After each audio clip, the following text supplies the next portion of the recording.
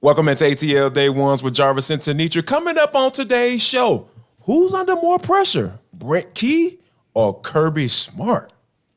And do we still really have a question about who the National League MVP is? And last but not least, and for the culture, what do you mean they're having bottle wars in the club? We'll talk about all of that. It's ATL Day Ones. Let's go. This is ATL Day Ones, part of Locked On Sports Atlanta. And it starts now.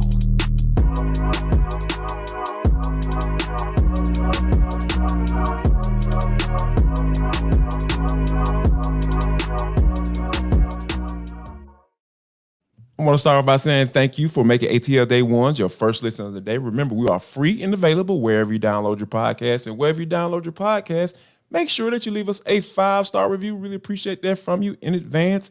ATL Day Ones is part of the Locked On Podcast Network, your team every day. Coming up in 10 minutes, who's the real MVP? We'll talk about that. But first, T, it's going down. College football got started, kicked off last night, and Utah is much better than the Florida Gators.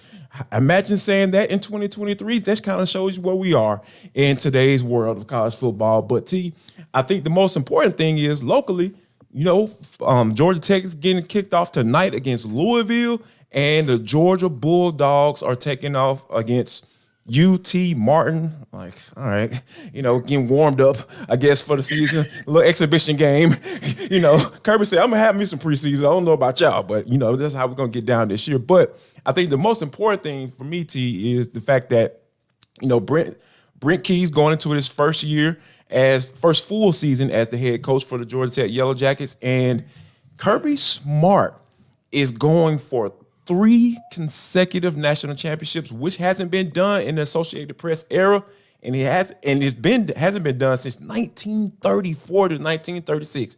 The Minnesota Golden Gophers accomplished that way back then. So, with all that being said, T, who do you feel like is up under the most pressure as a head coach going into the 2023? Yeah, no offense to the Minnesota Golden Gophers, but that was pre-Tony Dungy, so was it really a Minnesota Golden Gophers team? Just saying. But anyway, also, the craziness of college football, you are absolutely right about that, because, of course, we just got word today that the ACC has invited 3 teams from the West to join. So, yeah, it is going crazy. Wild, you never West. know. Right. That is the perfect way to call craziness. it. That is what it is. It's the Wild, Wild West. No pun intended, as 3 teams eventually will make their way over to the ACC come the 2024-25 season. But back to the most important team, which is UGA, taking on, like you said, UT Martin, hosting them tomorrow night as they burst onto the field as 2-time national champions looking for the three-peat. I will tell you, this is probably the team that most people feel can get it done. And we say that knowing all of the hallowed teams that Nick Saban and Alabama have put on the field, right? And yet, so many feel that this is the team that can actually do it, this Georgia team, right? They're built for it. Here's the thing that I think is interesting as well. It really depends now. To answer your first question, I would still have to say that most of the pressure is on Kirby Smart and the Dogs, because literally you are chasing history. Because remember, his first team, they did it. They got the championship. So what? Yay! You were able to do what unfortunately no Mark Richt team was able to do, but you weren't undefeated. That's what he was brought in to do. Yeah. Exactly. You did what you came to do. Yes. But, exactly. Yep. Right. But then you have to do it as the undefeated team, right? So you can one up. The three-peat is the one up of the one up of the one up, right? So there's all kinds of pressure. Carson Beck, you've been waiting in the wings now for 3 years? You had a shot a couple years ago when you could have shown and proven you didn't. So this is your opportunity now to show and prove. And then you have the departure of all of the players. And, we talk a lot about the defensive side of the ball, but then you even look at a player like a Darnell Washington, who's moved on to the NFL. And so those wide receivers, Dom Lovett, whom they plucked out of the Missouri program. Okay, we plucked you out of that program so you can make something happen in this wide receiver core. This is supposed to be the best one. If Ladd McConkey is healthy, and we know Brock Bowers is considered the best tight end, if not the best player in the country, you got all of those accolades, all of those things stacked in your favor, right? And you have an Alabama team, because I don't see anyone I don't know, Jarvis, if it's me, but I don't see anyone really threatening them out of the East in the SEC. So that leaves it down to Alabama and LSU. Let's just be real. A lot of people say Alabama is still a super question mark, and LSU has some weaknesses as well. It should be, yeah. Exactly. If you can get past them, then it's really up to you once you get into that 4-team playoff. So I think that's where the pressure lies. The other piece is this. Brent Key did something that nobody expected him to do, right? He went 4-4 as an interim head coach and earned this job. They've gotten a lot from the transfer portal. They've upped their game as far as the quality of the players over on the flats. But I still think this is his first year. This is, like you said, first year, full-time official head coach. So I think he'll get a little bit more grace as opposed to the guy in Athens where everybody's like, so we got a chance to make history here. We're going to do it or what? Oh, I mean, I get it. I totally agree with everything you just said. However, I feel like there's a sneakily a little bit more pressure of Brent Key. Here's why I say that. Because the Georgia Tech Yellow Jackets, I know people look at the last 6 years and, the Jeff Collins era and, the end of Paul Johnson era. And they're just like, okay, this doggone organization or a school is a joke, right? But they're supposed to win football games because when you think about from 1997 to 2014, they had one losing season. And that one losing season was determined in a bowl game. So, yeah, it kind of goes to show you okay, Georgia Tech football people are used to winning games, at least getting into bowl games and be able to be in conversations for the ACC. But that definitely has not been the case for quite a long time. So I think that when you think about when Brent Key came in last year, he went 4-4, right? Mm-hmm. That was the first time they had 4 wins since 2018. Right. So I think that the Georgia Tech alum, the people who are spending all this money and the people who are in that athletic department are itching for just to get to a bowl game. So I feel like the pressure is on with Brent Key. I do believe that he has grace. I agree with you there. But I feel like there's a little bit more pressure because Kirby Smart, you got back-to-back natties. If he doesn't win 3 in a row, it's not oh no, Kirby Smart can't get it done. Right. But on the same token, what's going to happen to Brent Key if they don't go to a bowl?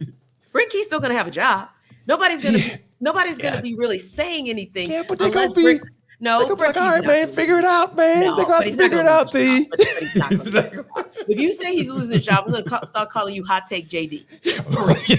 I'm not going to say you're going to lose your job. I'm not saying that. You know me. You know how I get down. But there's pressure on you anytime a team is considered to be the best ever and they lose one game, but they get a national championship. Then the next team goes undefeated. Where's the one up from there? The only one up from there could be undefeated, three-peat. You were the ones that went undefeated and or three-peat. So to me, that's where the pressure is because you're chasing history. Brent Key ain't chasing no history. They're just over there trying their best to make sure that the Tech faithful understand that they're building something. And I do believe Brent Key is building something, by the way, but I'll be honest with you. I know we're talking football, but if you want to ask me who off of Techwood has the most pressure on him, I would put more pressure on Damon Stoudemire than I put on Brent Key. And I know we're talking college football. Don't get me wrong. No doubt. But Tech is a basketball, has always been a basketball powerhouse. And to me, that's where all the eggs were really put in the bucket. Little bit of pressure on Brent Key, but a lot more on Damon. And I think a lot more on Kirby Smart. But it's good pressure. It's good pressure because if there's anybody who can manage the pressure for himself, for his staff, and for his players, I would say Kirby Smart would be that guy. Yeah, and I think that, when you think about what Kirby Smart has already accomplished, it is. I just look at it from a standpoint. If I'm Kirby Smart, this is not pressure to me because I brought the first natty, since 1980. So that's kind of where I'm sitting at it. But I think it's very interesting to see how this Georgia Tech season goes because I really feel like they are thirsty. Just to win 6 games, T. They're just trying to get to a bowl game. That's all they want. And I think if Brent Key can get this team to the point where they're actually respectable and somewhat at least be in the game by the second quarter against Georgia, I think they're going to yeah. throw a party. They're going to Right, throw a parade right. for this man. Yeah, now At some point. now that's what I would say would be more pressure, just to make sure that they're putting a respectable product on the field week in and week out. Because let's face it, there are 475 bowls, so I'm going to go ahead and say that Georgia Tech could probably sneak into one this year. Yes, no doubt. Yeah, 475. Yeah, man, yeah, y'all can get in there. Come on now. Like, that's what we're doing. So here's another thing. We talk about the bowl games and all that stuff, T. Like, we got to tell the folks about how to win some money, because the NFL season is here, folks. Wow. Like, preseason is over with. So guess what I need you to do? I need you to go to FanDuel.com/lockedon, because they are the reason why ATL Day 1 is here. And it's brought to you by FanDuel. So, guess what? They got this super, super good deal for you, right? There is a good deal. All you got to do is put $5 down. $5, right? And guess what you'll do? You'll get $200 in bonus bets. $200 in bonus bets to bet on anything from the money line, the over-under, the player props, anything. They got it right there just for you. Plus, all customers who bet $5 will get $100 off NFL Sunday Ticket from YouTube and YouTube TV. And you know what that means? That means you can watch your Falcons anywhere you please. So now is the best time to join FanDuel, because the app is super safe. It's easy to use. You got to worry about anybody getting your information or anything like that. So just visit FanDuel.com/lockedon today and kick off the NFL season with an offer you don't want to miss, because FanDuel is the official sportsbook betting partner of the NFL. Now, Jarvis, you mentioned, and I mentioned, this whole notion of an MVP, right? We're talking NL MVP. Yes. Yeah, you could say Freddie Freeman's in the conversation. Some even throw Matt Olson in there as an outside shot or a dark horse. Mookie Betts, of course, is white hot right now. And you might even say Ronald Acuna Jr. showed himself to be the top candidate yesterday. But I'm going to say the real MVP is Maria Acuna. Yeah, she's the real MVP. Oh, yeah. Nice. Oh, yeah. I like that. Because Ronald Acuna Jr. married his longtime sweetheart Thursday morning, right? Early Thursday morning, and then turned around that evening and hit a grand slam and really put the Braves in position to take game one of a very pivotal 4-game series against the Dodgers, so that they're now 5 games ahead of the Dodgers. And if we take it a step back, we talked about how important it was to win that final game in the series finale against the Rockies to make sure that they walked into this series keeping that 4-game lead that they had against the Dodgers, right? So they did. Yeah. They took care of business thanks to Darius Vines and company Wednesday night, and then took care of business Thursday night, really thanks to Ronald Acuna Jr.'s grand slam, but also the work that Michael Harris II put in at the plate was critical, because it turns out one of his hits was the game winner, right? So you look at that piece, and then Raisel Iglesias, because the night before, and really the series before, it was the entire bullpen, if you will, but bullpen was a little shaky last night. Mookie Betts will do that. Joe Jimenez, AJ Minter, like, hey, bro, y'all need to straighten up now, tighten up.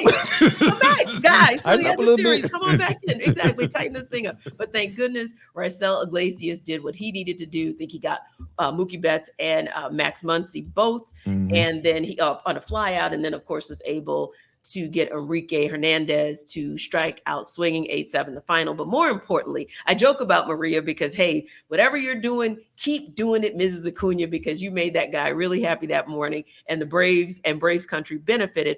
But let's just keep it real. Yes, Mookie Betts, got yourself a couple home runs. Appreciate you. But when you go up to the plate and you know that all eyes are on you, and you know that there's an opportunity to blast that thing out, and Travis, that's the thing.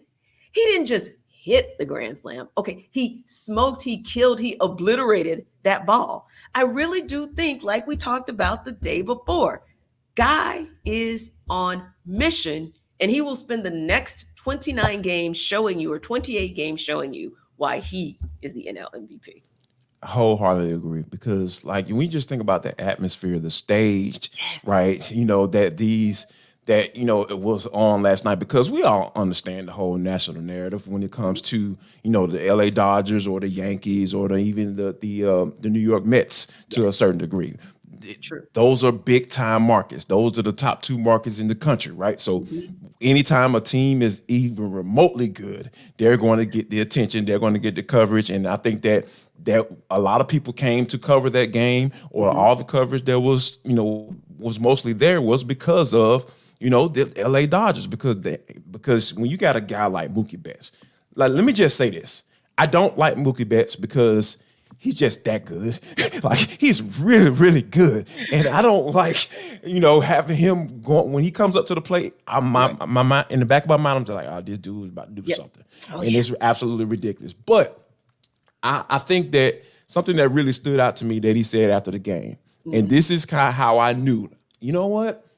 This dude makes an excellent point. That's why I feel like Ronald Acuna is the MVP. He said, quote, everybody knows that 60 bases, 30 home runs, 340 average. Yes. Just look at his stats. It's self-explanatory as far as how dynamic he is. He changed the game today for sure. And I think he was being more of a prophet, T. Not only did he change the game that last night, to help power the Braves to that win, but I think he's changing the game as far as how it's being played because, hey, stealing bases is cool now. Yeah. I know they changed the rules, you know what I'm saying? But you have to take advantage of those rules. And I think Ronald Acuna is absolutely doing that with Eric Young Sr., leading the way, saying, hey, I need these boys to go out and get on these bases and run until you can't no more. So I feel like if you have the guy who has been surging, he's been having an amazing month. I would think 52 hits in the month of August. It's absolutely ridiculous, right?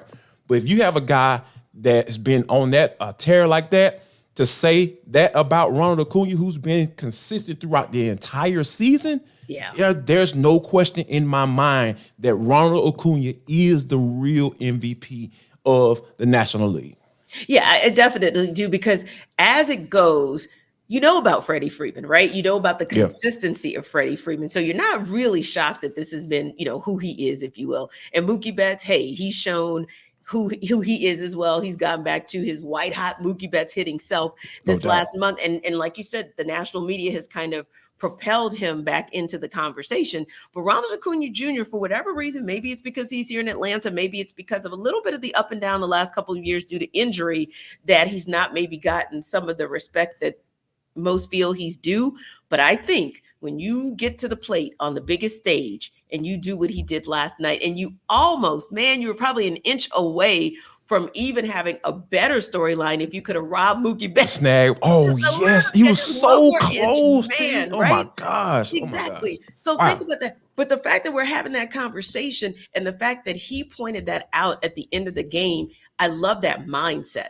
Because he's saying, great that I got that grand slam, but man, if only I could have gotten there a little bit faster. I think I was a little bit short on getting there. That's the mindset that I was talking about yesterday when I said on mission, because he's seeing the bigger picture of the game and how important every single aspect of it is. It's the at-bats. Again, not just the grand slams. He knows about getting on base and how important that is, because like you said, they're being told, whether that's Ron Washington or Young, everybody's saying, look, get on base and make it happen. And when you get on base, you try to steal a base so that we can get one step closer to home, because we feel like the guy behind you, he's going to hit. So he's going to do what he has to do. Don't get you in. Yeah. Yes, exactly. So there's more confidence now about what the Braves can do when they're runners in scoring position, because there's more confidence about what they can do to get an extra base. Where does that start? Starts with Ronald Acuna Jr. So that's the thing that I think, too. There are so many intangibles. And I'm going to say one petty thing before I ask you my next question. Absolutely. Also, there's a meme going around that showed the face of one Freddie Freeman as Ronald Acuna Jr. was launching that grand slam out of the park. And the facial expression was like, damn, homie.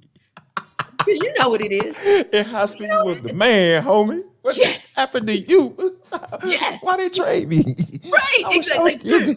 Right. So now, it was funny because it's like, okay, well, now Freddie Freeman is probably a bona fide Dodger. And he's like, I want to just kick the butt of my old team. But I think also the look on his face, from playing with him all the years that you played, that when he makes contact, you already know what's going to happen. And I think that's one of the beautiful things as well. Like I joke and I'm petty because that's the meme now, Freddie Freeman's face as that ball was going out of the ballpark. Yes. But more importantly, that's the fear that's starting to take hold and take root in the minds of other teams and other players when he gets to the plate. And even when you launch a ball in right field, you know that there's every possibility that Ronald Acuna Jr. could rob you of whatever was about to happen for you. So I think those are some beautiful things as well. And I think, Jarvis, when you see that, we still can't say 100% what's going to happen. We the MLB season has still 28 or so games, 29 games to go. So you don't know what it'll look like for the Braves or the Dodgers, but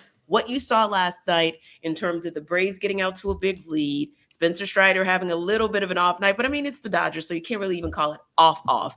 But then the bullpen giving up a couple runs, right? Raisel Iglesias coming back and sealing this thing. Did you still feel like, hey, I saw what I needed to see to think these guys can get it done in November against the Dodgers?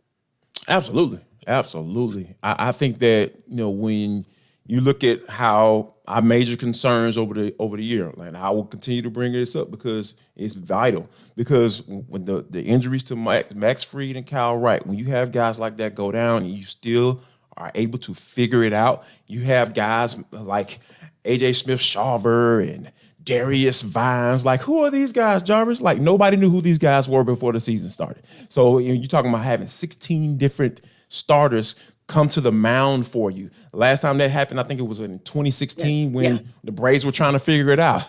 And we were trying to figure out if they really want to spend some money and if we really want to win games back then. So I think right now, given how this starting rotation has been pitching as of late, and we understand that, hey, there are some chinks in the armor for the Los Angeles Dodgers. Lance Lynn, they traded for him, got him from the Chicago White Sox. They went the opposite of what Alex Anthopoulos did. Like, hey, we cool. We're gonna stick it with our horses in the barn and maybe get a few guys in the bullpen to add, just try to beefing up that spot. But as far as our starting rotation, we cool. We're gonna figure that out. But the Dodgers, they went the exact opposite, right? They went out and got some guys.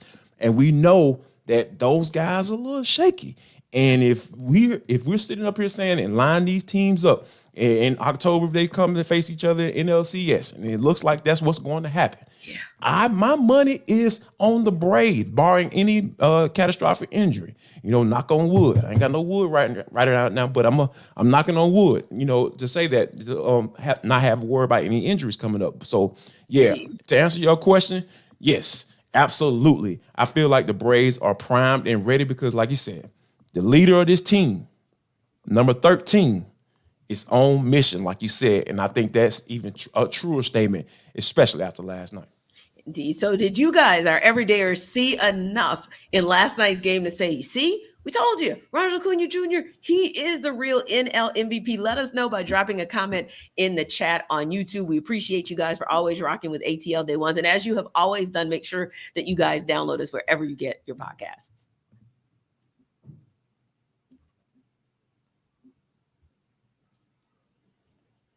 But T, this is for the culture. It is intersection between sports, entertainment, the culture, sometimes whatever the hell we want to talk about. Because that's just how we get down on this show. Today is no different.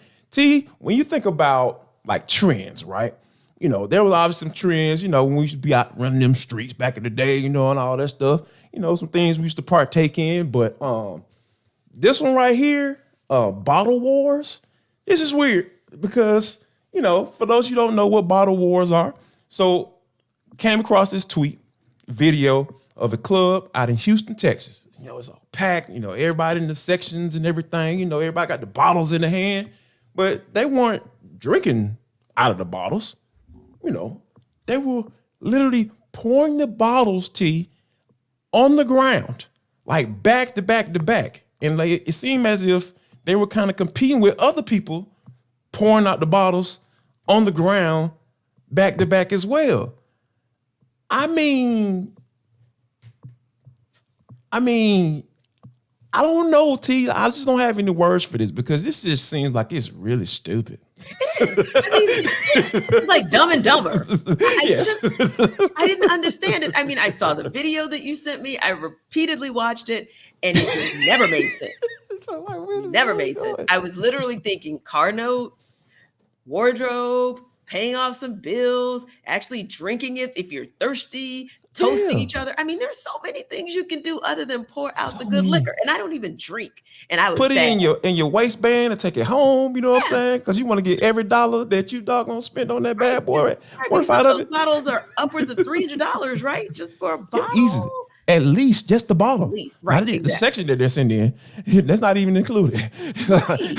And I was trying to understand. I was like, I get it. Different regions may have different definitions for what gets you street cred, but you know what? I would just be non-credible.